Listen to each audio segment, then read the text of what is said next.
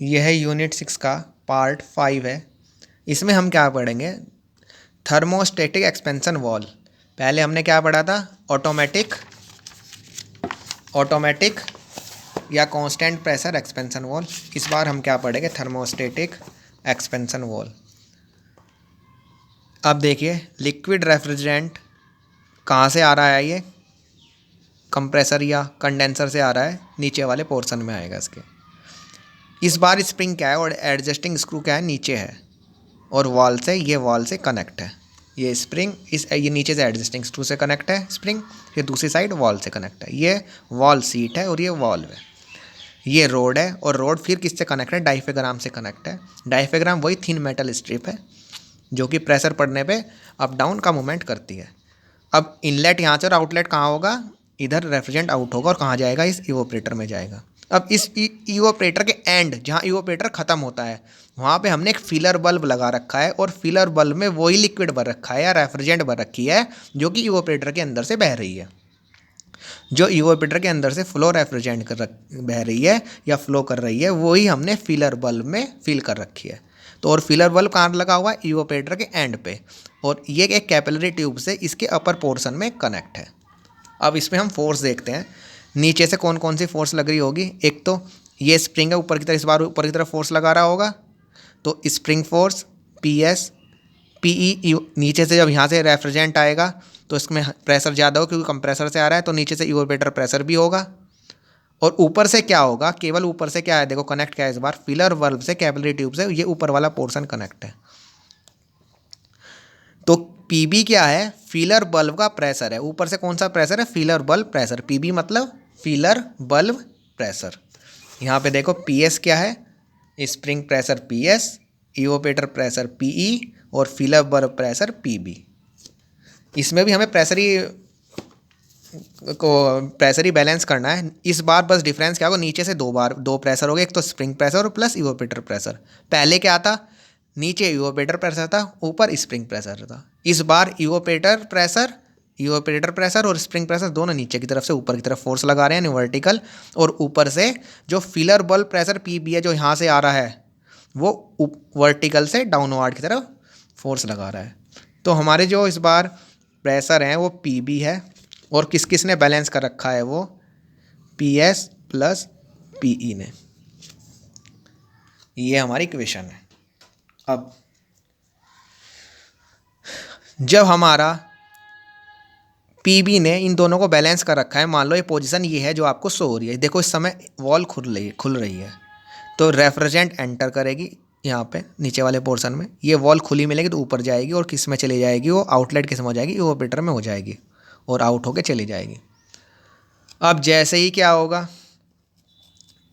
Evaporator पे load बढ़ेगा। जब इवोपरेटर पे लोड बढ़ेगा तो वेपर ज़्यादा बनेंगी, और ये वेपर जो रेफ्रिजरेंट है, वो जो इवोपरेटर के अंदर रेफ्रिजरेंट है, वही फिलर बल्ब के अंदर भी रेफ्रिजरेंट है। ठीक है। जब इसमें वेपर ज़्यादा बनेंगे, यानी कि इसका टेम्परेचर ज़्यादा होगा इस रेफ्रिजरेंट का जो इवोपरेटर के अंदर से है, और फिलर बल्ब भी बिल्कुल इवोपरेटर के कांटेक्ट में है, फिजिकल कांटेक्ट में है, तो उसके अंदर भी जो रेफ्रिजरेंट है उसका टेम्परेचर भी बढ़ेगा। और जब उसका टेम्परेचर बढ़ेगा तो उसकी वेपर भी ज़्यादा बनेंगे, क्योंकि इसके अंदर वेपर है। टेम्परेचर बढ़ेगा तो वेपर बनेंगी तो प्रेशर क्रिएट होगा। जितनी ज़्यादा वेपर बनेंगी उतना ज़्यादा प्रेशर बढ़ेगा फिलर बल्ब में। और वो प्रेशर कहाँ आएगा? इस कैपिलरी ट्यूब के थ्रू इसके ऊपर से आएगा, जो कि क्या है? PB। जैसे ही PB ज़्यादा हो जाएगा, किससे? PS और PE से, इवोपरेटर प्रेशर और प्लस दोनों के सम से, इवोपरेटर प्रेशर के सम से प्लस स्प्रिंग प्रेशर से। कौन ज़्यादा हो जाएगा? ये फिलर बल्ब प्रेशर। तो ये क्या होगा? डाइफेग्राम नीचे की तरफ मूव होगा। जो डाइफेग्राम है, ये पतली सी स्ट्रिप देख रहे हो आप, ये क्या होगी? ऐसे नीचे की तरफ ऐसे मूव होगी। जब नीचे की तरफ मूव होगी तो इससे क्या कनेक्ट है? पुश रोड से वॉल कनेक्ट है। वॉल भी और नीचे की तरफ आएगी, स्प्रिंग को प्रेस करेगी, और ज़्यादा रेफ्रिजरेंट जाने लगेगा अब इसके अंदर, क्योंकि ज़्यादा ओपनिंग हो जाएगी। जब ओपनिंग ज़्यादा तो रेफ्रिजरेंट भी ज़्यादा पहुँचने लगेगा। जब ज़्यादा रेफ्रिजरेंट यहाँ से एंटर करेगा तो हमारा इवोपरेटर में भी ज़्यादा रेफ्रिजरेंट जाएगा, और जब ज़्यादा रेफ्रिजरेंट जाएगा तो ज़्यादा कूलिंग होगी। तो जो हमारा इवोपरेटर का रेफ्रिजरेंट का टेम्परेचर पहले बढ़ गया था, वो क्या होगा? अब ज़्यादा रेफ्रिजरेंट जाने से घटने लगेगा, क्योंकि ये ठंडा होने लगेगा, इवोपरेटर ज़्यादा है। और जैसे ही ऑपरेटर के अंदर रेफ्रिजरेंट ठंडी होने लगेगी तो बिल्कुल सेम फिजिकल कांटेक्ट में क्या है, फिलर बल्ब भी, ये फिलर बल्ब भी इस इवोपरेटर के फिजिकल कांटेक्ट में है और सेम रेफ्रिजरेंट है, तो इसके अंदर की रेफ्रिजरेंट भी क्या होने लगेगी, क्योंकि इवोपरेटर ठंडा होगा तो इसके अंदर की रेफ्रिजरेंट भी ठंडी होने लगेगी। ठंडी होने का मतलब है वो वेपर कम बनने लगेगी, लिक्विड फॉर्म में ही रहेगी। जब वेपर कम बनेगी तो इसका प्रेशर क्या है, जो कैपिलरी ट्यूब से ऊपर की तरफ यहाँ पे पीबी लग रहा है ये भी कम हो जाएगा, क्योंकि वेपर नहीं रहेंगी। यदि वेपर नहीं रहेंगे, लिक्विड फॉर्म में रहेगा तो प्रेशर भी क्या होगा, कम हो जाएगा, क्योंकि प्रेशर किस कारण से होता है, वेपर के कारण से होता है। इसका मतलब पीबी की वैल्यू क्या हो जाएगी हमारी, घट जाएगी। जैसे ही पीबी की वैल्यू घटेगी तो इन दोनों की वैल्यू क्या ऑटोमेटिक क्या बढ़ जाएगी, क्योंकि इन तो सेम ही है। इवोपरेटर प्रेशर प्लस दोनों के सम की वैल्यू क्या हो जाएगी, जब पीबी की वैल्यू घट गई तो इन दोनों सम की वैल्यू क्या होगी, इससे ज़्यादा हो गई। तो इस बार क्या हुआ, ऊपर वाला प्रेशर पीबी कम हो गया और नीचे वाला पीएस प्लस पीई, जो पीएस प्लस पी है प्रेशर वो ज़्यादा हो गया। तो इस बार डायफ्राम करेगी, ऊपर की तरफ मूव करेगी ऐसे वर्टिकल डायरेक्शन में, जिससे क्या होगा, ये वॉल क्या होगी, ऊपर की तरफ चलेगी और वॉल क्या करेगी, इस ओपनिंग को बंद कर देगी। और तो या बंद कर देगी या थोड़ा सा खोल देगी या पार्सल ओपन रहेगी। तो रेफ्रिजरेंट का फ्लो क्या है, अब जब यहाँ पे बीच में बंद हो जाएगी या हल्की सी खुली रह जाएगी तो रेफ्रिजरेंट का फ्लो भी क्या हो जाएगा, तो बंद हो जाएगा या बहुत कम हो जाएगा। किससे, इवोपरेटर से। इसका मतलब इवोपरेटर कम हो जाएगा। तो ऐसे क्या होता रहेगा, लोड के अकॉर्डिंग, जैसे इवोपरेटर पे लोड बढ़ेगा, फीलर बल्ब पे वेपर ज़्यादा बनेंगी, वेपर ज़्यादा बनेंगे तो ऊपर से प्रेशर नीचे की तरफ ज़्यादा होगा तो ज़्यादा वाल ओपन हो जाएगी, तो ज़्यादा रेफ्रिजरेंट चली जाएगी, जल्दी ठंडा होगा। जैसे ही इवोपरेटर पे लोड कम हो जाएगा, जैसे ही लोड कम हुआ इवोपरेटर के ऊपर, तो फिलर बल्ब में वेपर कम बनने लगी तो पीबी प्रेशर कम हो गया। तो ये क्या होगी, अब रोड ऊपर की तरफ पुश हो जाएगी, ये वॉल ऊपर की तरफ चलेगी, क्योंकि पीबी प्रेशर कम हो गया है और पीएस प्लस पीई दोनों का सम ज़्यादा हो गया है। तो ये वॉल बंद हो जाएगी या थोड़ी सी खुली रह जाएगी, पार्सल ओपनिंग रहेगी, जिससे क्या होगा, इसमें रेफ्रिजरेंट अब कम जाना स्टार्ट हो जाएगा, क्योंकि इसके ऊपर लोड भी कम हो गया है। तो ये थर्मोस्टेटिक एक्सपेंशन वॉल ऑटोमेटिक क्या करती रहेगी, हमारा प्रेशर का वेरिएशन करती रहेगी और हमारा रेफ्रिजरेंट का ऑटोमेटिक फ़्लो करती रहेगी। इस रेफ्रि वॉल को हम कांस्टेंट सुपर हीट वॉल भी बोलते हैं, क्योंकि जितनी सुपर हीट फीलर बल्ब के अंदर होते हैं उसके अकॉर्डिंग ये डायफ्राम अप एंड डाउन होता है और उतना ही रेफ्रिजरेंट इवोपरेटर के अंदर घटता बढ़ता है। तो ये हो गया हमारा दूसरी तरह का थर्मोस्टेटिक एक्सपेंशन वॉल। अब नेक्स्ट हमारा क्या आता है, नेक्स्ट हमारा आता है, अब हमारी टाइप ऑफ एक्सपेंशन वॉल तो खत्म हो गया। अब हमारा नेक्स्ट क्या आता है, लो साइड फ्लोट वॉल। देखो एक्चुअल में लो साइड फ्लोट वॉल कहाँ लगी होती है, यहाँ पे इस डायग्राम में देखते हैं। ये कंप्रेसर है, ये इवोपरेटर है, इवोपरेटर के ऊपर ये क्या लगा हुआ था है, लो साइड फ्लोट वॉल लगी हुई है पूरी। ये देखो, ये इस पर मैं पेंसिल को सर्कुलेट कर रहा हूँ, वो क्या है, पूरी लो साइड। और किसके ऊपर है, ये इवोपरेटर के ऊपर है। और इवोपरेटर के पाइप क्या है, इस फ्लोट वॉल से नीचे की तरफ आ रहे हैं, ये इवोपरेटर के पाइप्स हैं। और उसके बाद वो कहाँ जा रहा है, रिसीवर में। और रिसीवर से कहाँ जा रहा है, वो रिसीवर से आ रहा है, किस में आ रहा है, फ्लोट वॉल में आ रहा है। फ्लोट वॉल से कहाँ जा रहा है, इवोपरेटर में। इवोपरेटर से कहाँ जा रहा है, फिर वो हमारा कंप्रेसर में, और कंप्रेसर फिर कंडेंसर में। तो हमारी सिंपल फ्लोट वॉल कहाँ लगी हुई है, एक तरह इवोपरेटर के ऊपर लगी हुई है, जो इवोपरेटर लगा होता है, यानी लो साइड के, लो प्रेशर साइड होगी। इवोपरेटर को क्या बोलते हैं, लो प्रेशर साइड, और कंडेंसर को क्या बोलते हैं, हाई प्रेशर साइड। तो लो प्रेशर साइड की लगी होती है, इसलिए क्या बोलते हैं, लो फ्लोट वॉल, लो साइड फ्लोट वॉल। इसका नाम क्या है, लो साइड फ्लोट वॉल, क्योंकि ये लो प्रेशर साइड लगी हुई है। अब इसकी वर्किंग कैसे है, इसमें देखिए, ये आउटर क्या है, चैम्बर है इसका, इसके अंदर एक फ्लोट है, ये जिसमें ये दिख रहा है जो आपको, ये प्लास्टिक का बॉल का बना होता है, रबड़ का, जो क्या है, इस रेफ्रिजरेंट के ऊपर तैरता है। यहाँ से क्या हो रहा है, ये लिक्विड रेफ्रिजरेंट क्या आ रही है, रिसीवर से या कंडेंसर से इनलेट हो रही है। यहाँ पे वॉल लगी हुई है ये, और ये वॉल किससे कनेक्ट है, इस फ्लोट वॉल से कनेक्ट है। और ये क्या है, लिक्विड लेवल मेंटेन करता है। अब ये करता कैसे है,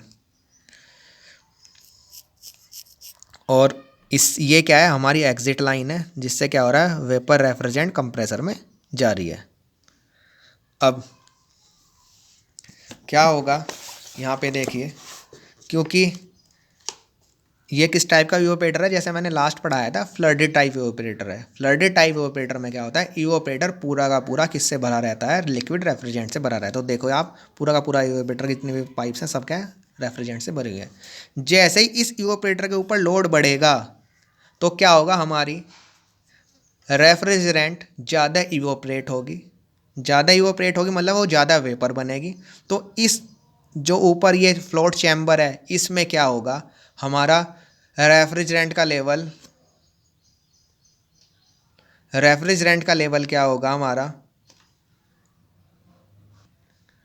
तो हमारा क्या होगा, रेफ्रिजरेंट का लेवल क्या होगा, जैसे ही वेपर ज़्यादा बनने लगेंगी तो रेफ्रिजरेंट जो लिक्विड फॉर्म में रेफ्रिजरेंट है उसका लेवल नीचे गिरने लगेगा, क्योंकि वेपर ज़्यादा बनेगी। इस रेफ्रिजरेंट की तो वेपर बन रही है जो इवोपरेटर में आ रहा है। जब ये वेपर ज़्यादा बनने लगेगी तो वेपर, तो इसका मतलब लिक्विड की क्वांटिटी कम होने लगेगी, वेपर की क्वांटिटी बढ़ने लगेगी। वेपर हल्की होती हैं तो इस चैम्बर के ऊपर आके जो डॉटेड पॉइंट हैं रेड वाले, इसमें कलेक्ट हो जाएगी आगे।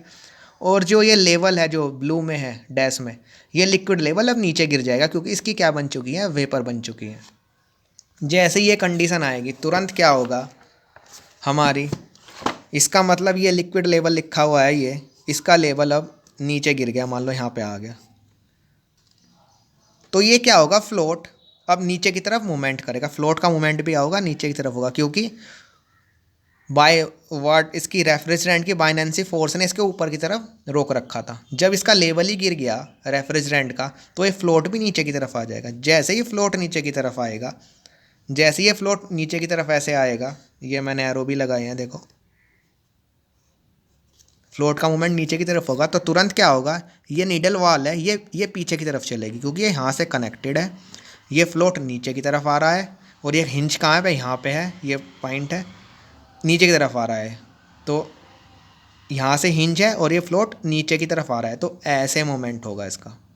तो ये जो ओपनिंग है ये पीछे की तरफ हटेगी हल्की सी, क्योंकि इसका मूवमेंट नीचे की तरफ हुआ है, और यहाँ से नई लिक्विड रेफ्रिजरेंट इसमें आगे फिल हो जाएगी। और कब तक फिल होती रहेगी, जब तक इसका लेवल जो डिज़ायर लेवल है जो हमने डिज़ाइन कर रखा है वो ना आ जाए। जैसे ही वो लेवल आ जाएगा, इसका मूवमेंट क्या होगा, धीरे धीरे क्या होगा, इस फ्लोट का अब ऊपर होने लगेगा। जैसे ही यहाँ से रेफ्रिजरेंट एंटर करने लगेगी तो उसका मूवमेंट फ्लोट का अब धीरे धीरे ऊपर की तरफ होने लगेगा।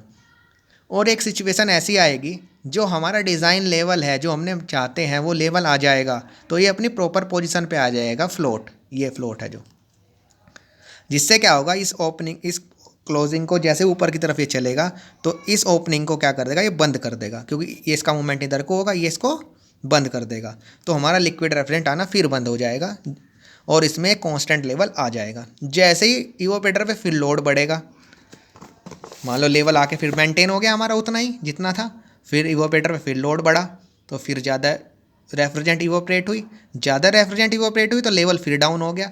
तो फिर जब जैसे ही लेवल ये डाउन होगा तुरंत क्या करेगा, फ्लोट फिर नीचे की तरफ चलेगा और इसमें और लिक्विड एंटर करा देगा इस फ्लोट चैम्बर में। इसका मतलब ये फ्लोट बॉल क्या करेगी, फ्लोट बॉल है जो इस फ्लोट चैम्बर में, जो चैम्बर है इसके अंदर लिक्विड रेफ्रिजरेंट का लेवल मेंटेन करके रखेगी, चाहे इवोपरेटर पे लोड घटे चाहे बढ़े। वो क्या करेगी, यदि लोड बढ़ेगा तो ओपन कर देगी इस पोजीशन को और नया लिक्विड रेफ्रिजरेंट और ज़्यादा आ जाएगा, और जब लोड घटेगा तो लिक्विड रेफ्रिजरेंट की इनलेट लाइन को बंद कर देगी और उसका लेवल मेंटेन रहेगा। तो इस टाइप के लो साइड फ्लोट वाल किधर लगी होती हैं, इवोपरेटर पे लगी होती हैं। और इवोपरेटर क्या होता है, लो प्रेशर साइड होती है, इसलिए इनको क्या बोलते हैं, लो साइड फ्लोट वाल। और ये फ्लडेड टाइप इवोपरेटर में यूज होती हैं। जिस फ्लडेड टाइप इवोपरेटर मैंने आपको पहले ही बताया था, एक बार और बता रहा हूँ, वो होते हैं फ्लडेड टाइप इवोपरेटर जिसमें रेफ्रिजरेंट का लेवल पूरा इवोपरेटर में फुल रहता है लिक्विड रेफ्रिजरेंट से, चाहे लोड कुछ भी हो, हमेशा फ्लडेड टाइप इवोपरेटर पूरे के पूरे लिक्विड रेफ्रिजरेंट से भरे रहेंगे। अब नेक्स्ट क्या आता है, हाई साइड फ्लोट वाल। ये है हाई साइड फ्लोट वाल, बिल्कुल सेम वही है, हाई साइड फ्लोट वाल है, बस ये हाई साइड लगी होगी, बस हाई साइड मतलब जहाँ पे प्रेशर ज़्यादा होगा। अब इसका देख लेते हैं लगी कहाँ होती है।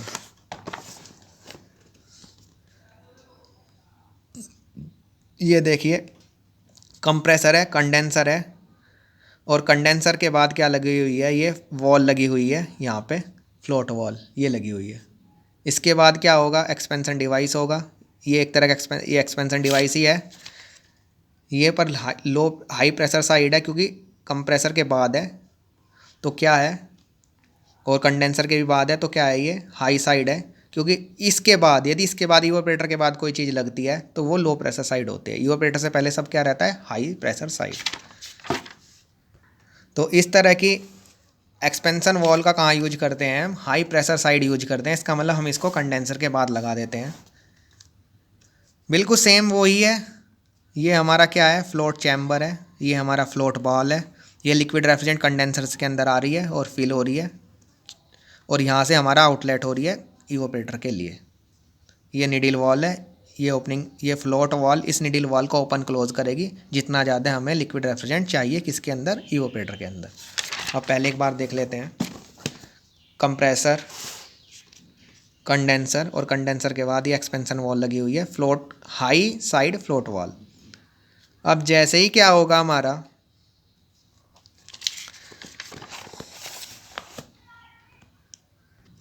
अब इसकी हम वर्किंग पढ़ेंगे। हाई साइड फ्लोट वॉल की वर्किंग क्या है, देखो जैसे ही क्या होगा हमारा, यहाँ से लिक्विड रेफ्रिजरेंट आता रहेगा, कहाँ से, कंडेंसर से, और इसके अंदर आके फिल होता रहेगा।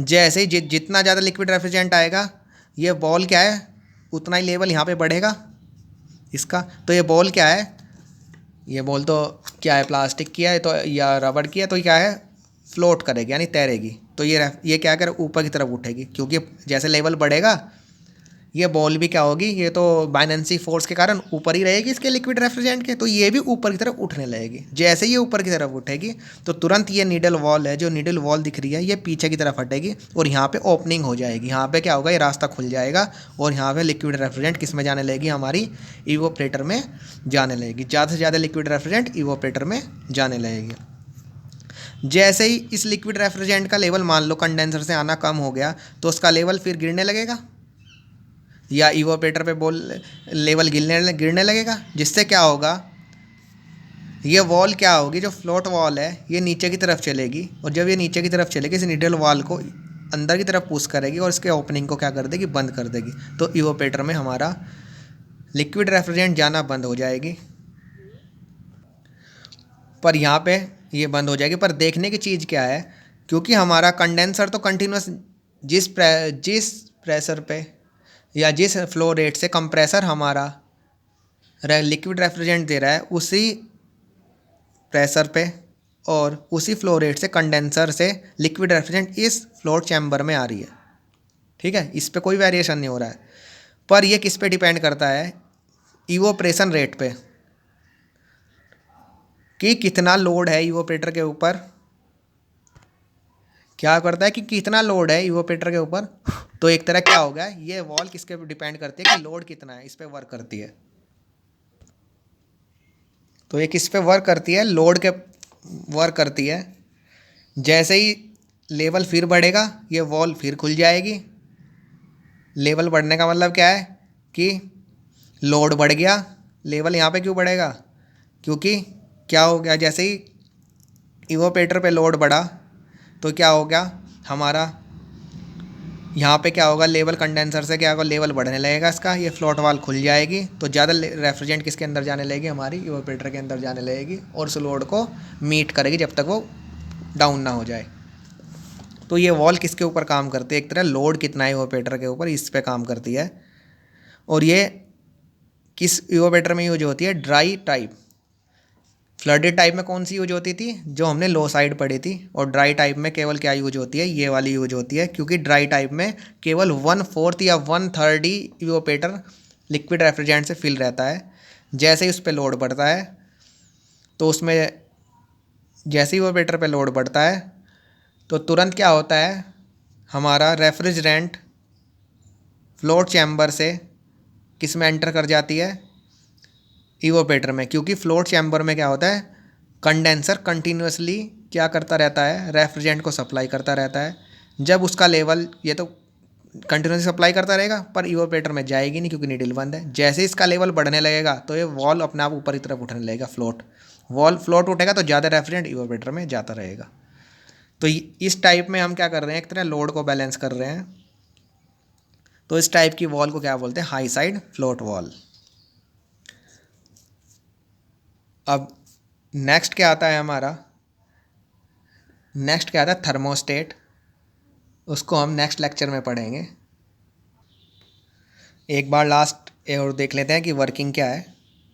सिंपल कंसेप्ट क्या है कि जैसे जैसे इसमें लेवल बढ़ेगा फ्लोट चैम्बर में, ये फ्लोट ऊपर की तरफ उठेगा और ये क्या किसको ऑपरेट करेगा, इस निडल वॉल को। जैसे ऊपर की तरफ उठेगा तो ये निडल वॉल पीछे की तरफ, क्योंकि ये ऊपर की तरफ उठेगा निडल वॉल करके पीछे की तरफ चलेगी और ओपनिंग ज़्यादा होगी तो ज़्यादा इवोपरेटर में हमारा रेफ्रिजरेंट जाएगा। जैसे ही इसका लेवल डाउन होना स्टार्ट हो जाएगा फ्लोट चैम्बर का, तो वॉल नीचे की तरफ आने लगेगी, बॉल नीडल अंदर की तरफ चलने लगेगी, तो वॉल ओपनिंग को क्या करेगी, हमारी बंद कर देगी और इवोपरेटर में हमारा क्या होगा, रेफ्रिजरेंट जाना कम हो जाएगा। अब जैसे ही फिर दोबारा इवोपरेटर पे रेफ्रिजरेंट जाना कम हो जाएगा, तो इवोपरेटर पे जब लोड बढ़ेगा तो वेपर ज़्यादा बनेंगी। जब वेपर ज़्यादा बनेंगी तो वो वेपर क्या होंगी, फिर कंप्रेसर और कंडेंसर से कूल्ड होके लिक्विड फॉर्म में आके फिर ज़्यादा की ज़्यादा वेपर लिक्विड फॉर्म में इसमें फिर एंटर करेंगे कंडेंसर से। जितनी ज़्यादा वेपर बनेंगे उतने ज़्यादा कंप्रेसर में जाएंगे, जितने ज़्यादा कंप्रेसर में वेपर जाएंगे उतने ज़्यादा कंडेंसर में जाएंगे। कंडेंसर क्या करेगा, उतना ज़्यादा उसका लिक्विड बनाएगा। जितना ज़्यादा लिक्विड बनाएगा उतना ज़्यादा लिक्विड हमारा किस में आ जाएगा, इस फ्लोट चैम्बर में। और जितना ज़्यादा लिक्विड हमारा इस फ्लोट चैम्बर में आ जाएगा उतना ही इसका लेवल बढ़ने लगेगा। ये लेवल बढ़ने लगेगा तो फ्लोट वॉल क्या होगी, ऊपर की तरफ चलने लगेगी, क्योंकि इसमें तो लेवल के ऊपर डिपेंड है। जैसे लेवल बढ़ता है लिक्विड का, फ्लोट वाल ऊपर की तरफ चलने लगते हैं। किससे, बायनेंसी फोर्स के कारण, क्योंकि ये पानी के ऊपर या लिक्विड के ऊपर तैरती है, रेफ्रिजरेंट के ऊपर।